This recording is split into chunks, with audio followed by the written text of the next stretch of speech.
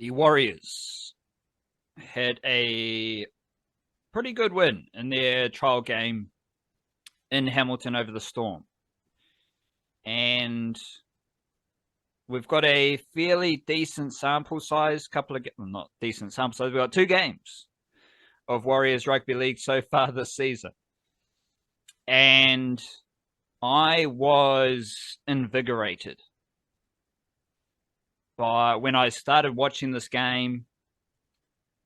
And Coach Andy, he's got Tamaita Martin at fullback. He's still got Tane Tuapiki on the wing. I was like, oh, this is interesting because he's trying something different. Last year, Coach Webster didn't try many different things.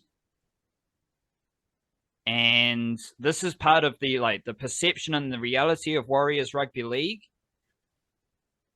The Warriors were pretty stink last season, relying heavily on their senior players. And Andrew Webster, he was never going to change. He was never going to pivot away from that. Understandably. Well, it had worked the year before, hadn't it? It worked the year before, and it's unrealistic for the Black Caps to drop Tom Latham just ahead of a major tournament. It's unrealistic for Coach Webster to say, nah, Terry Harris, you're a bit slow. Sean Johnson, you're not really actually setting up any attack. We're going to go in a different direction. But when he was forced to make changes, when those players were injured or unavailable, then we got a glimpse at what the Warriors were capable of. Then we come into the Storm game and Tamaita Martin's the fullback. I don't think Tamaita Martin's going to be the fullback for round 1. Because I think Shans Nickel-Clockstar is the best fullback at the Warriors. And I think their second best fullback is Tane Tuapiki. But Tane Tuapiki is playing on the wing now, which I think is a great sign because that means Tane Tuapiki is demanding selection. And it's a case of how do we get him in the team? Can you play on the wing? You can play on the wing. You're in the team. We need you in the team. We saw a glimpse of this against the Sharks last week. And the weakness with Tane Tuapiki on the wing is still him being out-jumped. But if you're preparing to play rugby league, NRL football with Tane Tuapiki on the wing, you can do things. You can make sure you got your blockers in place. You can win the play the ball. How about that? You win the play the ball. You smash the opposition. They're kicking off the back foot. They can't land it on his head. That's how you absorb the size difference. You might even swap Ali Leotawa to go to the wing if he's your right centre. Tane Tuapiki defends at centre for that last play. There's things you can do to ease the pressure on Tane Tuapiki as far as kick defense goes. But if you've got Tane Tuapiki on the wing, your team is much faster. And remember, Dallin Waitene-Zelezniak seems to be, well, he's out injured at the moment. So ideally, he's your starting winger. And then you build from there, but he's out injured. Tane Tuapiki's doing the job on the wing. I like it. And also with Tane Tuapiki on the wing, Tamaita Martin at fullback. Well, with Tamaita Martin at fullback, way more playmaking. You've got someone who can actually perfectly execute a 3-on-3, a 3-on-2, a 3-on-1. Right pass, right time, try scored. We saw it against the Storm. He just tears them apart. And Tamaita Martin's done it his whole career. That is his greatest strength, is his vision, his distribution. If you're playing, the reason, I don't know, I'm just talking through ideas because we do have a clear game style, model, stat profile for the Warriors based on last season. You know it very well by now, but I'll repeat a few stats. Third for total run meters last season. First for tackled in opposition 20. First for completion rate. Second for kick return meters. First for one pass hit-ups. Te Martin's not helping your run meters. Te Martin's not helping your kick return meters. The one pass hit-ups are so high because Shans Nickel Clockstar is doing that fullback role. He's going to take, if you kick to him, he's taking that run. But then if he might take one pass hit-up, he might take two more. Like, that's how intense he is. And he's probably going to make meters. Te Martin doesn't do that. Te Martin is all passing and distribution and playmaking. Shans Nickel Clockstar, very dynamic runner. That's how you see a clear change in the style of the Warriors if you're playing with Nickel Clockstar at fullback compared to Te Martin. And I reckon it's similar for Taintua Piki because he doesn't have that size, but he does have the speed, the footwork, the agility to get between defenders. It's a big difference when you've got Te Martin fullback, Taintua Piki on the wing with Roger Tuivasa-Sheck on the wing compared to Shans Nickel Clockstar, Dallin Waitene-Zelezniak and Roger Tuivasa-Sheck. Like, Taintua Piki on the wing and Dallin Waitene-Zelezniak on the wing, very different styles of runners. Waitene-Zelezniak runs like a psycho. He runs it straight. Taintua Piki is going to be bouncing every way, looking for a hole, using his speed and agility to get between defenders. So it was an interesting decision that made that game a lot more enjoyable because I was watching something different. And if that happens again, the Warriors are sacrificing oomph, they're sacrificing run meters, they're sacrificing physically dominating the opposition with their carries. But it showed in that kind of opening stanza of the game against the Storm, the attack looks a lot crisper, a lot more crispy, because you have such precise playmaking, and you've got a run threat of Nickel Clockstar. I think Chanel Harris-Tavita and Te Martin, I think Te Martin's a slightly better runner than Chanel Harris-Tavita. Chanel Harris-Tavita is a better kicker, though.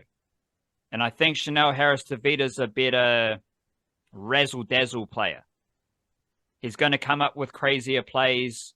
He's going to react to the defense a wee bit better.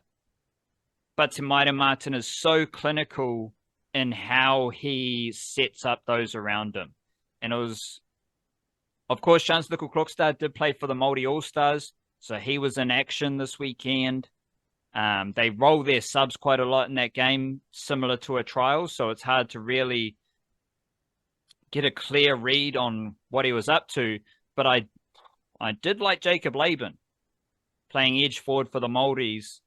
And this is it, like, there was a lot of kind of stuff that invigorated me about that Warriors game, because Tomale suddenly appeared as an edge forward on the right edge.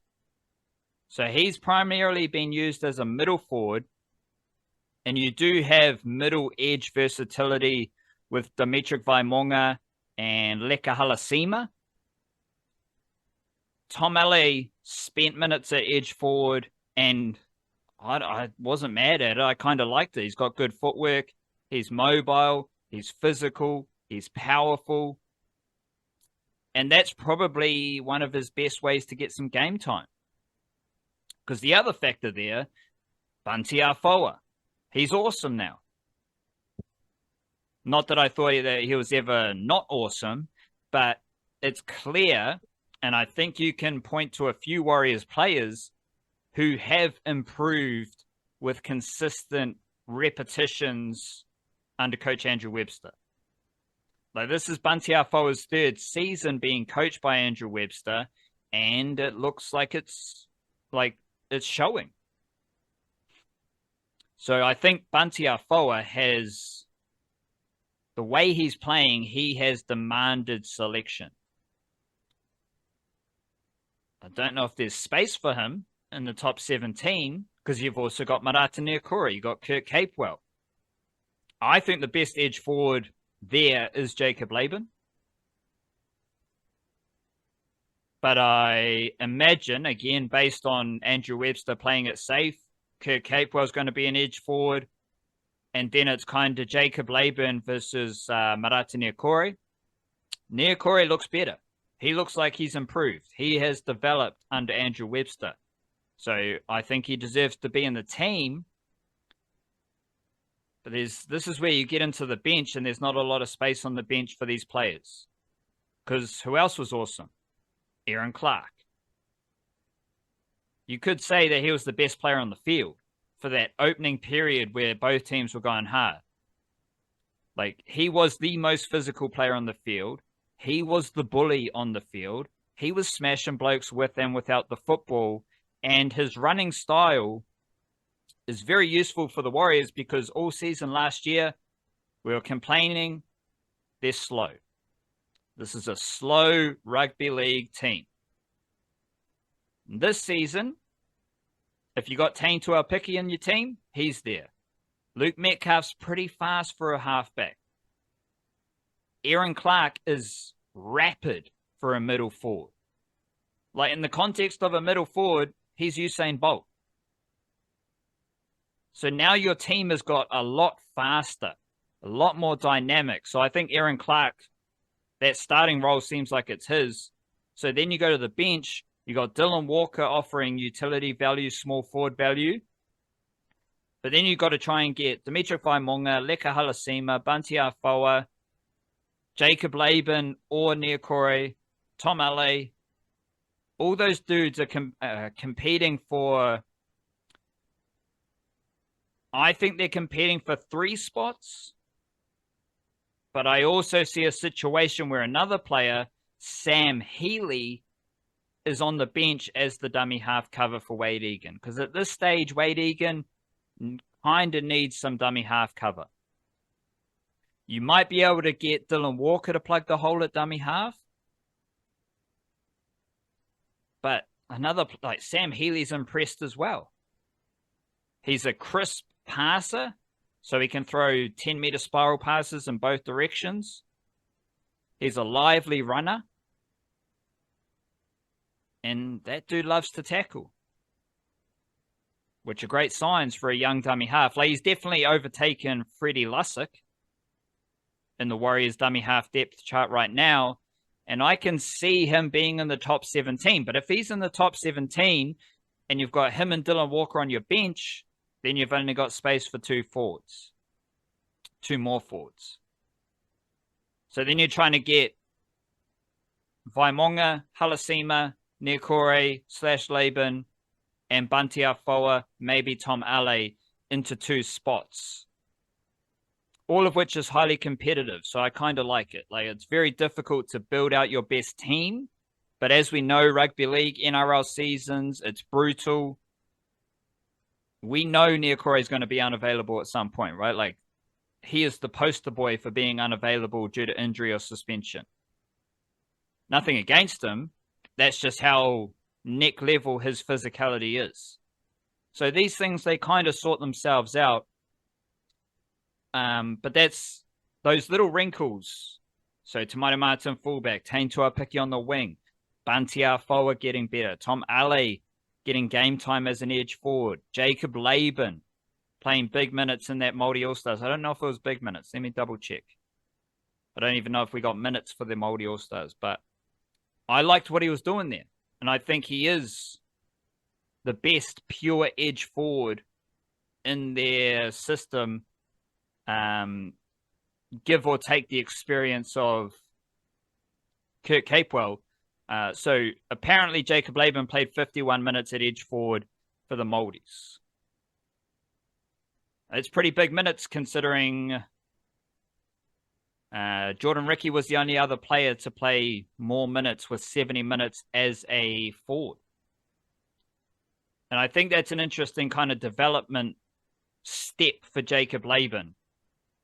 Playing for the Māoris, playing, good minutes at that level, as opposed to just a trial game. So I was impressed with Jacob Laban. Let me see if Shans Klokstad did any kicking. No. He did no kicking for the Māori, so that's to be expected. And I don't think he's going to be. I think he's the fullback, but I could again wouldn't be mad if you've got a centre pairing of Nickel Klokstad and Leotawa. Maybe with Taintua Piki or Tamaira Martin at fullback. Because that just seems a lot more. It seems like it's going to give the Warriors a far more clinical attacking motion. The funkiest selection of them all was forecasted, though, with Eddie Ieremia starting at centre, left centre to be precise. And it was just like 2 moments. Eddie Ieremia didn't do a whole lot in this game. Didn't have a whole lot of runs. Didn't make a whole lot of tackles. Most of the attack went around him until it went through him. Because that Roger Tuivasa-Sheck try where he stepped around Fa'alongo on the try line, that came from Eddie Ieremia. Eddie Ieremia was in front of Chanel Harris-Tavita. Like, I think he played the ball. And then Kurt Capewell passes out to Chanel Harris-Tavita, who comes back to the left, and Eddie Ieremia, as a 20-year-old who has been playing prop or edge forward, he reacts, he gets behind the ball, he becomes an option, then he breaks through a tackle and passes to Tuivasa-Sheck as he's falling. The foresight, the vision to get behind the ball quickly and then shuffle an accurate pass to Tuivasa-Sheck on the wing, classy improv. Then there was another play for Chanel Harris-Tavita's try where he bounces back against the grain. Eddie Ieremia is not supposed to get the ball. The ball is supposed to go to Chanel Harris-Tavita. But the pass goes to Eddie Ieremia Toiava, and straight away, he just lays it off to Harris-Tavita. And it's these 2 plays where he just reacts so quickly and he makes the right decision as a youngster playing a position or playing one of the 3 positions he played last year. It's not his main position. It might be his best position, I don't know. But he played prop, edge forward, and centre last year as a 19-year-old who should have been playing SG ball. But he wasn't. He was playing New South Wales Cup. And he was playing big minutes every single game in a good New South Wales Cup team. Then he gets an opportunity to start at centre in this trial game, and he just makes 2 classy improv plays. And, like, there's other dudes catching attention. Vaimonga, power, offload, aggression, easy to see what he's up to. Leka Halasima, almost impossible to tackle. It's easy to see what Leka Halasima does. It's easy to see why he's so good. Eddie Ieremia is just kind of creeping under the radar, but I am confident he will play NRL footy, and I'm confident that he will do a very good job in the NRL because he seems to be capable of doing a job in multiple positions, but doing it with just the subtle nuance of that position. Because like Leotawa on the right side, big, powerful runner, but he's got good hands as well. That's what you need as a centre. Eddie Ieremia, big and powerful enough to play prop in New South Wales Cup. But he's also got Tuivasa-Sheck outside him. Who's the better runner? It's Tuivasa-Sheck. So what is your job? Your job's to get him the footy one-on-one or in space. And as a 20-year-old, he was able to do that for the first try, but he was also able to make the right decision to get the ball to Harris DeVita, who was meant to get the ball in the first place. It's just good decision making, which I do like to see. What else was happening? I don't know. But it was a fun outing in Hamilton, big crowd. And coming off that Te Martin at fullback, playmaking ability. I'll finish with some playmakers from Aotearoa that you need to know about.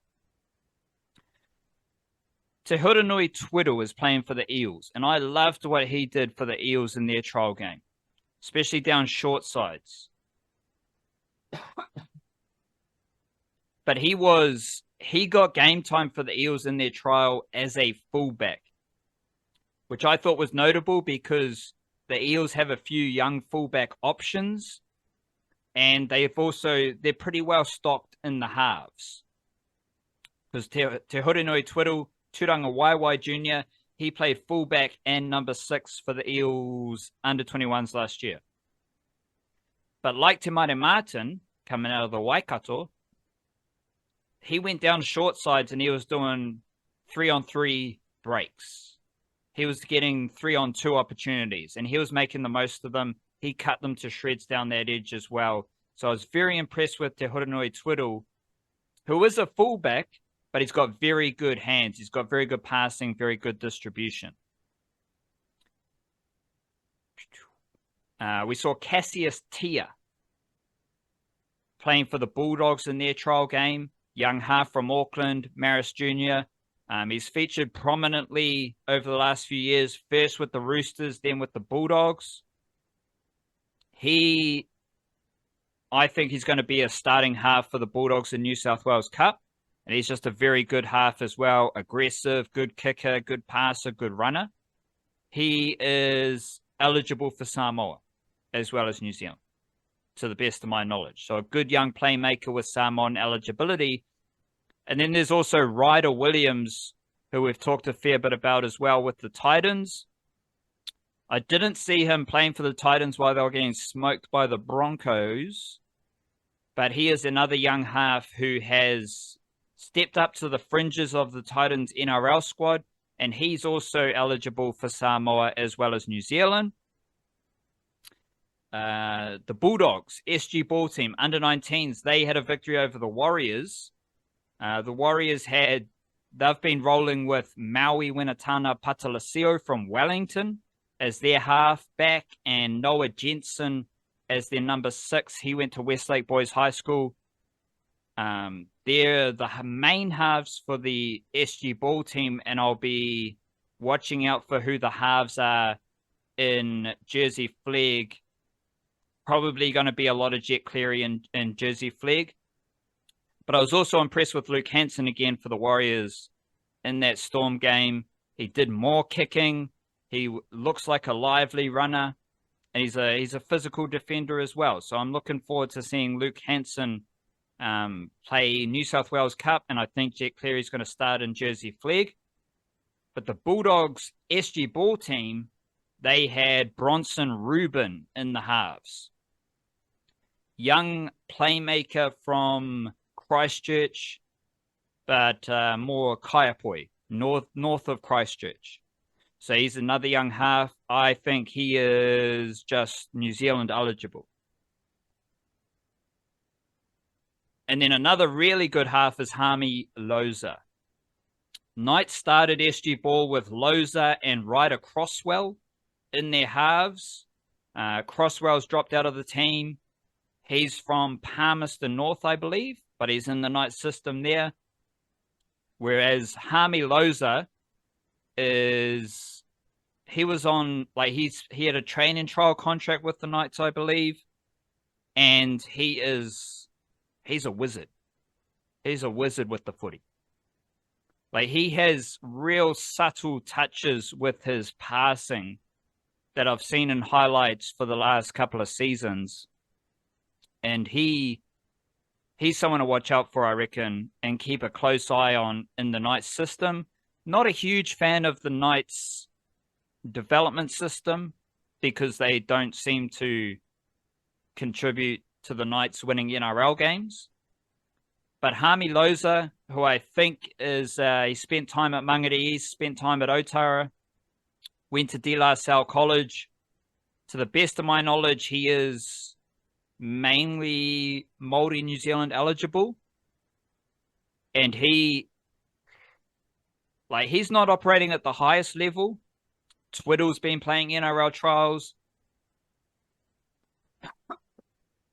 Cassius Tia has been playing NRL trials. Ryder Williams on the fringe of the Titans squad. But Haami Loza he's got some X factor about him. Strong runner, good kicker, excellent passer. And that's what I love to see. So I view all these dudes under the Kiwi NRL umbrella. But it is important to highlight their eligibility because, I mean, I've just listed 6, 7, 8 dudes. So not all of them are going to play NRL. Not all of them can play for New Zealand Kiwis, right? Like, you only have 2 halves, and they got to be better than Dylan Brown. They got to be better than Jerome Hughes, and so on. But then if you're thinking, okay, Reuben, Loza, Twidle, to the best of my knowledge, they are just they are just New Zealand eligible. But there's so many young players across all positions coming out of Aotearoa that it fills the stocks for Samoa and for Tonga and Cook Islands as well. So you do have Cassius Tia, you do have Ryder Williams who share Samoa eligibility, and given the depth for all nations coming out of Aotearoa, I think there's options available for them on who they represent. But they got to play NRL first. They got to perform at a high level. But that's the general overview of young playmakers from New Zealand.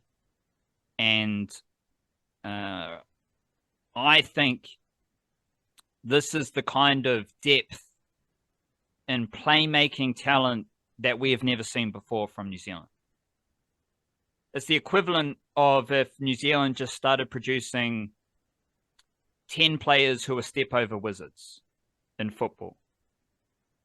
Like, suddenly we have an abundance of halves from New Zealand, and the Warriors only have so many places, but the Warriors, they're also recruiting young halves from Australia.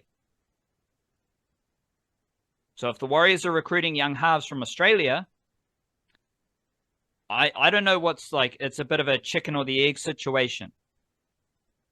Like, Haami Loza, did he go to the Knights and then the Warriors had to find Aussie halves to fill those spots? Did the Warriors go out and sign Aussie halves and then Haami Loza had to make the best move for his career?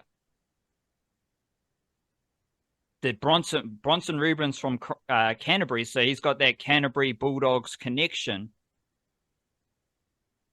But the Warriors also have young halves from Christchurch as well in their system. This is the thing about the Kiwi NRL depth right now. There's too many players for the Warriors. You can get into the nitty-gritty of, like, why are they signing Australian halves over New Zealand halves? Because that is happening. The Warriors have signed young Aussie halves at the same time as Australian clubs are signing young New Zealand halves, which, as I'm talking through it, is confusing. But it's happening. And there's a lot of these dudes around the Australian clubs and the New Zealand clubs, because the Warriors, the SG Ball team, they've been rolling out a consistent New Zealand halves combination all season long. So it's very interesting when you get into the, as I said, the nitty-gritty of that Kiwi NRL recruitment in positions where we have traditionally lacked abundance. We have lacked depth. And we've been searching for anyone who can pass to play in the halves for the Kiwis. Let alone, oh, you can kick, you're going to play in the halves for the Kiwis. Now, there's an abundance of youngsters on the rise And we only need to look at, like, last year wasn't the best because you had Shans Nickel-Proxtar and Sean Johnson playing for the Kiwis. But the best halves combo is Jerome Hughes and Dylan Brown. So that's the depth we already have at the Kiwis level. And now there's just so many young halves coming through the system who are operating at a pretty high level. And again, the highest of those dudes, Te Hurinui Twidle, who's more of a fullback, Ryder Williams with the Titans, Cassius Tia with the Bulldogs, sorry. But I also love Haami Loza. That dude's got some, he's got some flair. He's got some pizzazz with what he's doing in the halves.